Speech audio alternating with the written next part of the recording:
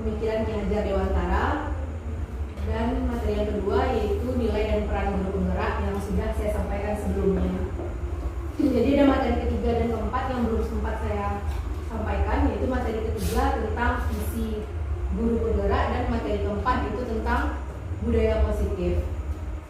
Kalau untuk materi ketiga tentang visi kita ke depannya, visi guru dan visi sekolah yang sejalan untuk membentuk siswa menjadi karakter yang sesuai dengan profil pelajar Pancasila seperti yang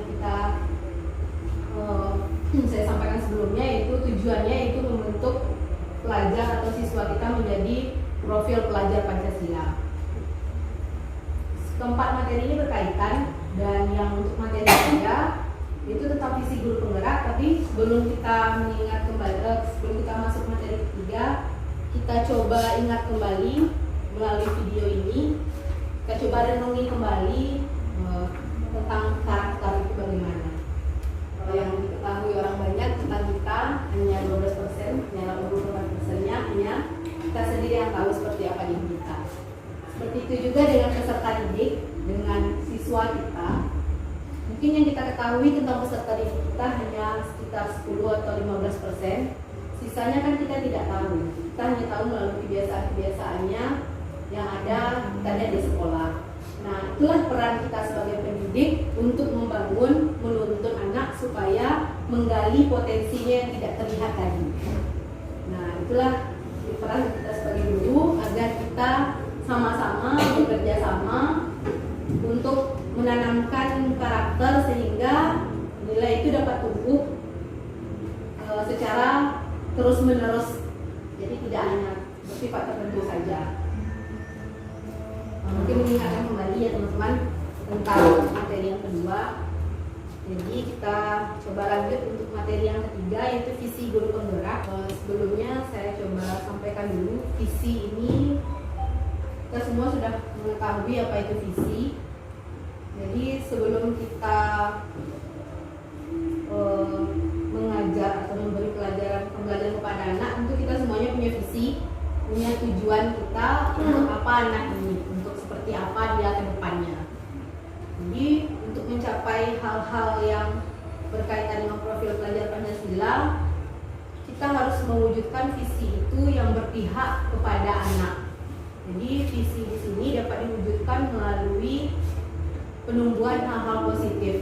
Jadi melalui tahapan-tahapan, namanya tahapan Bakja, singkatannya itu Bakja. Kita jelaskan dulu. Sebagai pendidik tidak hanya menuntut anak seperti ini yang kita inginkan, tapi juga kita perlu untuk menuntunnya.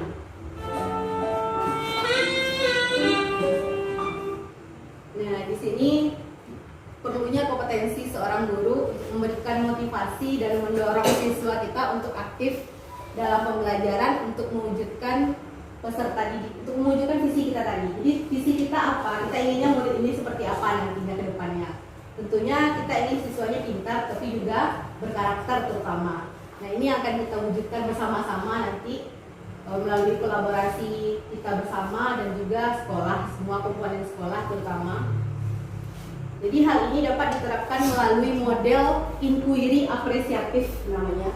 Jadi inquiry apresiatif ini pendekatan manajemen perubahan yang kolaboratif, tetapi menggunakan pendekatan-pendekatan positif. Jadi di sini model inquiry apresiatif ada tahapannya, yaitu tahapan Bakja. Jadi tahapan ini kita lakukan untuk mewujudkan peserta didik kita mencapai profil pelajar Pancasila. Nah, inilah kira-kira tahapan yang akan kita lakukan. Nanti bagaimana tahapannya kita akan berkolaborasi bersama-sama. Dia ada bahasan jadi diiringi dengan lagu itu tujuannya. Tidak, kalau ingat.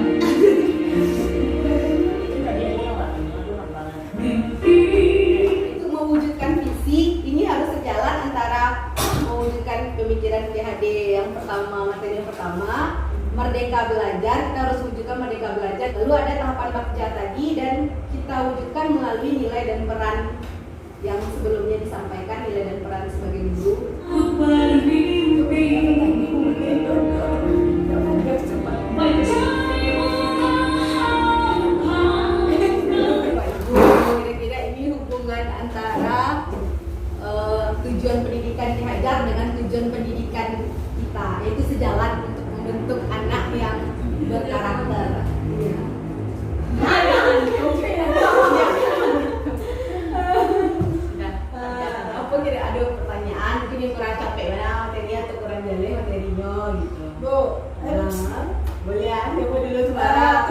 kasih kepada kesempatan yang diberikan kepada kami.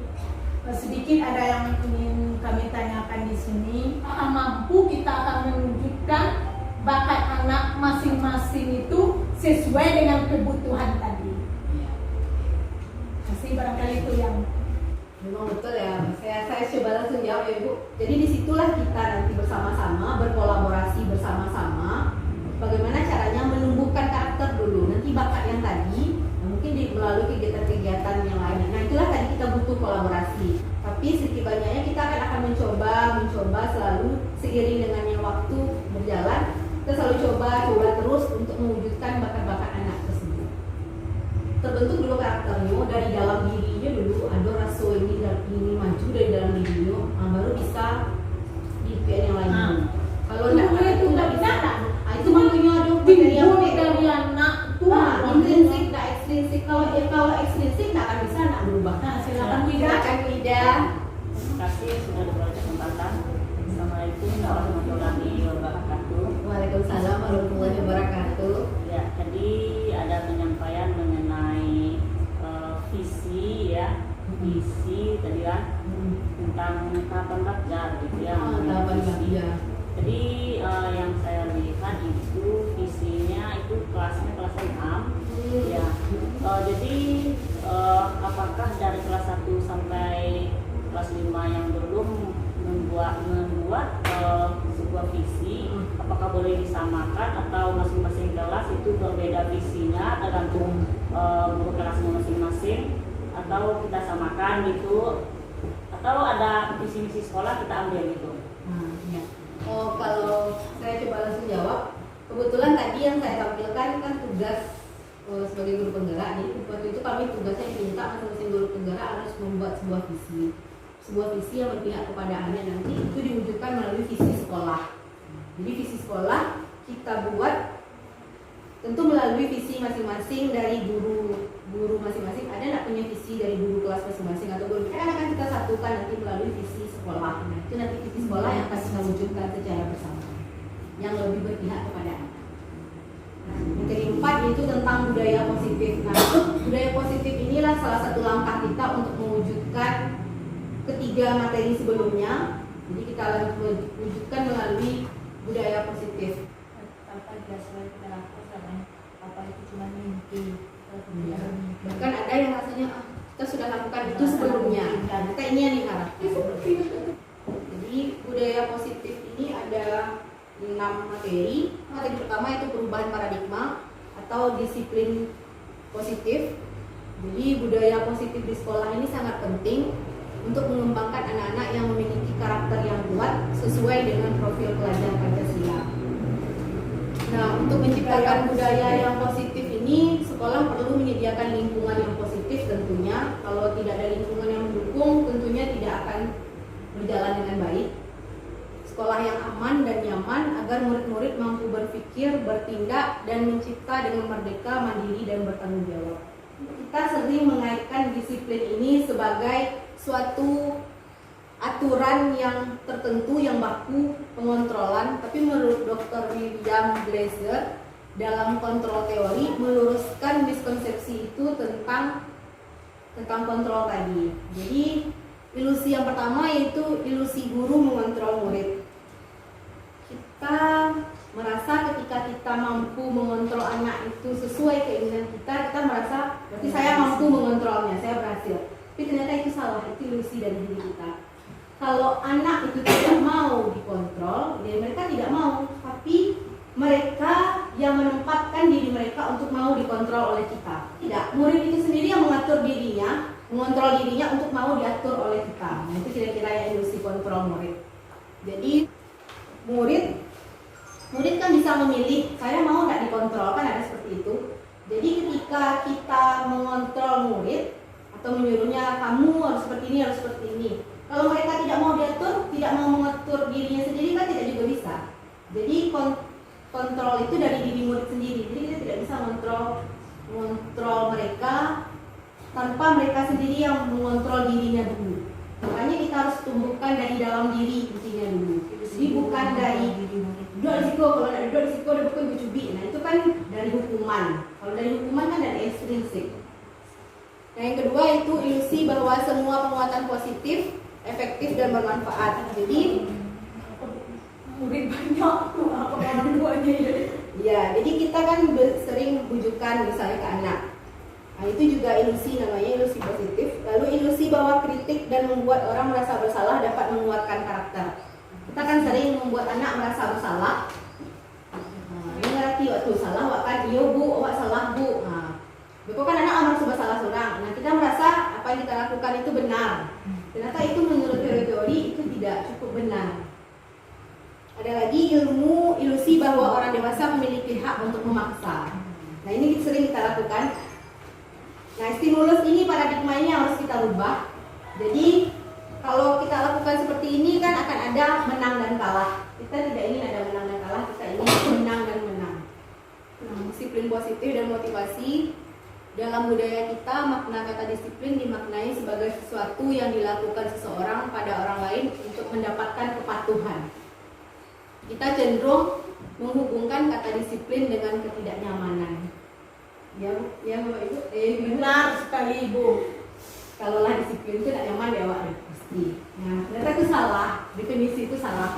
Jadi disiplin itu yang diharapkan dalam konteks pendidikan kita saat ini itu disiplin diri yang memiliki motivasi dari dalam diri kita. Jadi bukan karena orang luar ataupun ekstrinsik dari luar lah istilahnya, dari dalam diri awak dulu gitu. Nah, seperti itu juga dengan anak. Jadi anak harus diterapkan disiplin positif tadi. Jadi bagaimana anak menumbuhkan disiplin positif, tapi dari dalam dirinya sendiri, dari kesadaran dia sendiri.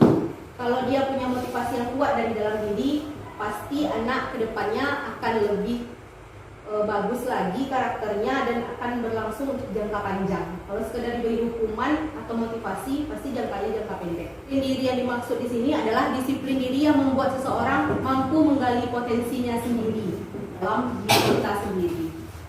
Jadi ada 3 motivasi perilaku manusia. Kita melakukan perilaku ini biasanya ada 3 motivasi. Yang pertama untuk menghindari ketidaknyamanan atau hukuman. Ada lagi yang kedua itu untuk mendapatkan imbalan atau penghargaan dari orang lain. Biasanya motivasi kita melakukan sesuatu kan ada 3. Ada karena menghindari hukuman, karena ingin penghargaan, dan yang ketiga untuk menjadi orang yang mereka inginkan dan menghargai diri sendiri dengan nilai-nilai yang mereka percaya. Jadi kita menumbuhkan perilaku itu karena dari dalam diri kita sendiri, tidak karena faktor luar. Nah, inilah dia namanya 3 motivasi perilaku manusia, dan ini secara tidak langsung telah kita lakukan. Lanjut materi ketiga itu keyakinan kelas. Keyakinan kelas atau keyakinan akan lebih memotivasi seseorang dari dalam. Kalau peraturan kan pasti akan terpaksa. Jadi kalau keyakinan memotivasinya dari dalam dan tidak hanya mengikuti peraturan saja, tapi semua siswa berkontribusi dalam pembuatan keyakinan kelas. Kita buat bersama dengan anak, jadi tidak kita sendiri yang menentukan ini peraturan kelas kita, guru membuat sendiri, tidak. Jadi bersama dengan anak, kira-kira apa yang kira keyakinan kelas kita. Nanti ditandatangani bersama-sama dengan anak di kelas. Itu juga dengan keyakinan sekolah. Ketika membuat keyakinan kelas kok berdiskusi sama anak bersama-sama gitu kan.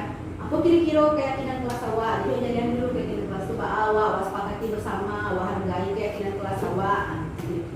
Jadi mengajak anak lah awak bersama-sama. Kebutuhan dasar manusia itu ada 5. Ini masih ya. Untuk mencapai itu tuh masih banyak harus pelatihan harus itu. Iya. Kalau dia akan dapat Betul sekali Bu Er, betul sekali. Jadi pemenuhan kebutuhan dasar, kita manusia punya 5 kebutuhan dasar yang harus dipenuhi. Ketika kebutuhan dasar ini tidak dipenuhi, maka akan terjadilah masalah-masalah.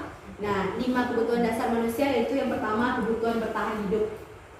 Bagaimana kalau kebutuhan bertahan hidup ini adalah kebutuhan yang bersifat fisiologis untuk bertahan hidup.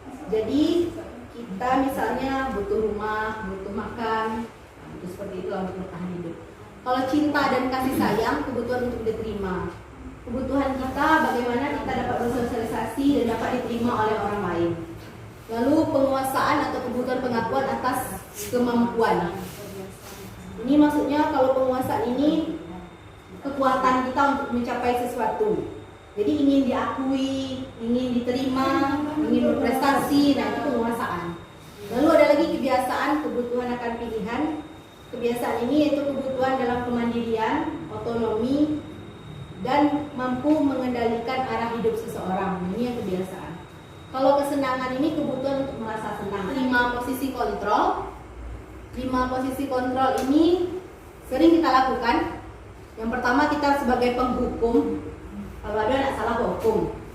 Lalu pembuat orang merasa bersalah.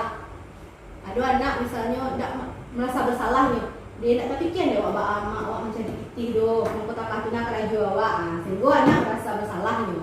Lalu ada lagi teman. Dia nak doh awak kapu ibu doh, kata ibu ya awak. Itu kan merasa sebagai teman. Lalu ada lagi kita monitor atau pemantau. Kan awak punya kesepakatan tak? Awak punya itu kan kecewa peraturan. Apa sanksinya kalau awak nak dong? Kalau awak tak ambil, itu sebagai pemantau awak namanya, sebagai monitor. Lalu ada lagi manajer. Ya, manajer inilah posisi yang kontrol yang paling bagus di antara kelima posisi kontrol ini. Jadi bagaimana kita menempatkan diri kita tidak hanya sebagai penghukum, tapi juga menyelesaikan masalah, tapi ada solusinya yang kita lakukan. Tapi anak tetap terpenuhi kebutuhan dasarnya, tapi anak tidak merasa bersalah dan dia mampu kembali ke kelompoknya tanpa rasa minder. Kalau kita biasanya sering kan, kadang anak lemah dulu tak kembali ke kelompoknya. Nah, itu yang akan kita lakukan dengan posisi manajer ini. Jadi segitiga restitusi ini suatu tahapan segitiga. Restitusi itu proses menciptakan kondisi bagi murid untuk memperbaiki kesalahan mereka, sehingga ketika mereka kembali ke kelompoknya mereka tidak merasa bersalah, tapi dengan karakter yang lebih kuat. Jadi ada dari dalam dirinya mengetahui salahnya seperti apa, sehingga mereka lebih mampu lagi bersosialisasi dengan kelompoknya. Lalu restitusi mengajarkan anak untuk berkolaboratif untuk mencari solusi. Jadi kita yang bertanya ke anak, dari salahnya tadi apa kira-kira solusi yang kamu tawarkan ke ibu, seperti itu. Jadi bukan kita yang menentukan.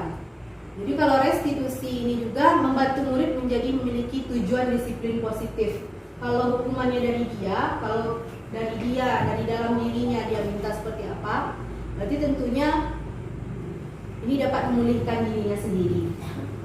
Lalu restitusi juga memungkinkan guru untuk menanggapi cara murid untuk membuat evaluasi internal tentang apa yang mereka lakukan.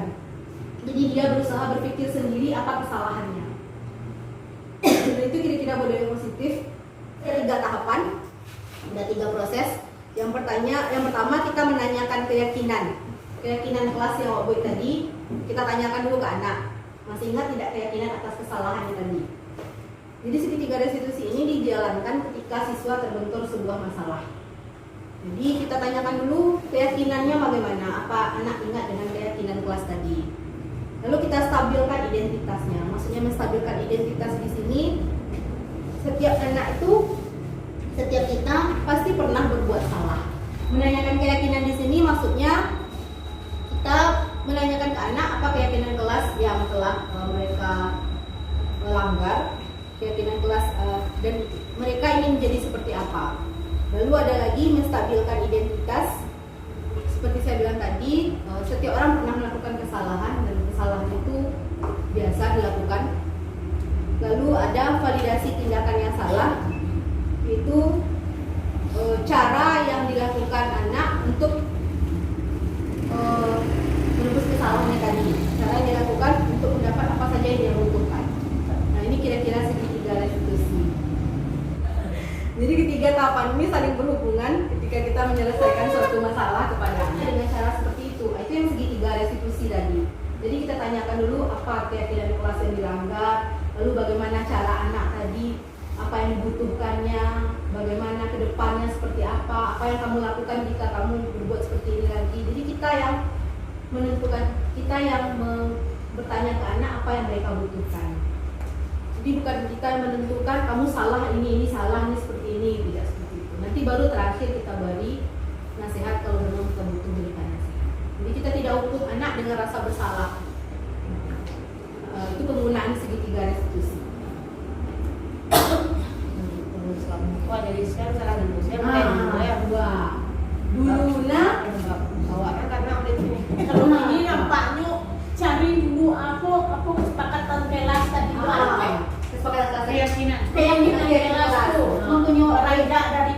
itu berarti harus buat keyakinan kelas. keyakinan. Tuh.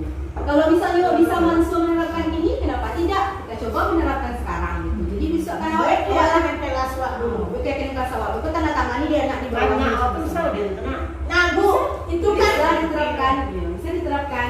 Bu, itu tadi kan per kelas. Jika terjadinya antara kelas, Nah, itu dilakukan di kantor lagi diselesaikan di sekolah. Kalau kita di SD, itu kita yang bertindak langsung sebagai BK. Jadi kalau perlu diselesaikan oleh kepala sekolah, kita langsung selesaikan dengan kepala sekolah, tentunya dengan punya keyakinan sekolah ini.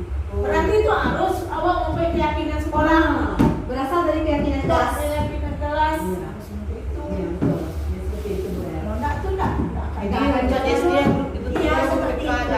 sebenarnya kan ya, tapi karena kita merangkap sebagai guru semuanya, kita jadi BK sekalian. Kalau di SD kan kita BK. Dari keluaran kalian harus Ya mungkin kayak jelas kita di SD menjadi BK seluruh guru. Itu nampak cuman itu awal harus kecil tadi itu harus awal bentuk dulu bahwa keyakinan di kelas, kemudian keyakinan kelas itu dijadikan keyakinan sekolah. Itu nampaknya dulu bisa jalan bukan budaya positif tadi. benar tak kamu Kalau bukunya pensilnya dan dia hilang, Iya, kan di- gila. di pensil. Ya. Ini pensil tidak. Ini yang hilang aja, yang hilang kan gila gitu. Tapi kalau awak kan biasanya langsung ganti coba. Kalau itu enggak, kami dulu kasih yang kasih lagi kan dulu aku yang butuhkan ini. Awak penawa dia misalnya penawa lah cai dia nyoba buku cai itu nyoba dia penawa buku baru tanya lain bersedia awak untuk mengganti punya si apa coba. Jadi bu cenyo atau tidak bu cenyo baru lakukan selagi permintaan si korban tadi bisa dipenuhi dengan nilai-nilai yang ada. Kalau misalnya minta misalnya tinju, di balai lu tinju bu, jadi itu kan nggak bagus. Itu bisa awak ajarkan untuk awak baru arahkannya. Jadi Iya, namanya arahkan lebih baik. Arahkan tuh. timbulnya dari anak Timbul dari anak tuh. dari awak ada awak ini kan Kalau dulu kan awak pernah ngajak kamu tanggung jawab, tapi awak harus mengganti. Langsung awak memutuskan. kalau itu ditanggung anak kira Yang tinggi, itu beda. kira-kira kebutuhan orang yang bisa awak panuai itu tanggung kan anak awak kalau sudah mau beda aku tukang jahit dia angkot kalau gini kan Jadi kalau dari yang lama udah jo yang baru kini itu kalau yang baru ada langsung ada dia penyelesaian oleh guru. Kalau yang lama enggak ada salahkan langsung ke anak. Langsung. Awak harus aku. Langsung. Artinya ada pilihan karakter yang pakai itu Iya, yang karakternya. jadi untuk Itu yang- merubahnya harus dari diri guru dulu. Iya, harus dari guru dulu. Pokoknya tadi profil pelajar Pancasila yang dirasakannya harus dari guru dulu. ada tadi utama disiplin Kalau guru udah ada memahami dong yang karakter itu nggak bisa Nggak bisa berubah. dong.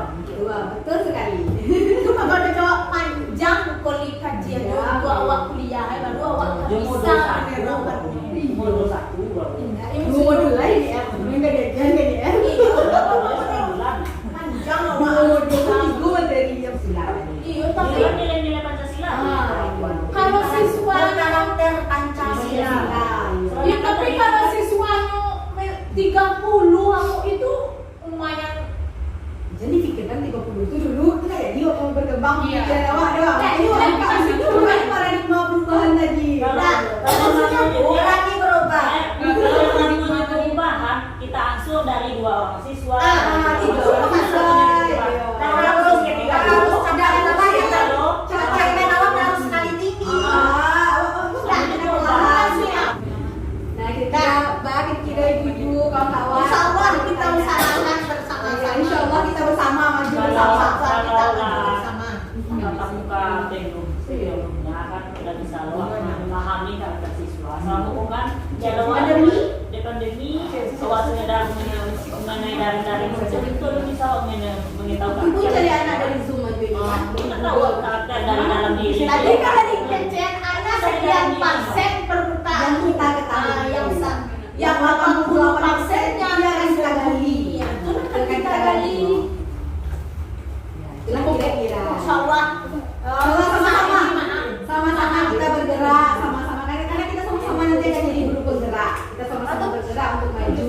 Insya Allah untuk sekolah kita maju. Baiklah teman-teman, ibu semua, terima kasih atas partisipasinya